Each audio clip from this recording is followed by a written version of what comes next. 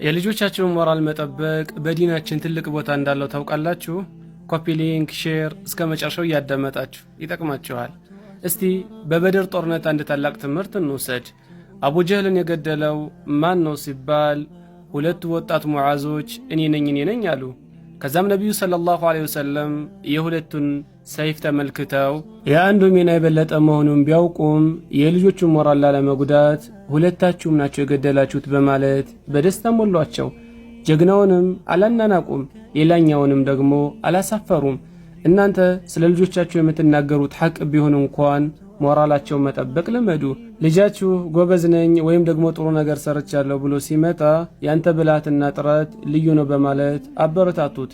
መጀመሪያ አዎንታዊውን ነገር በመናገር ስብዕናውን ገንቡ። ከዚያም ማስተካከል ያለበትን ነገር በብልሃት ንገሩት። የዛሬው ማበረታቻችሁ የነገውን በራሱ የሚተማመን ታላቅ ሰው ይፈጥራል።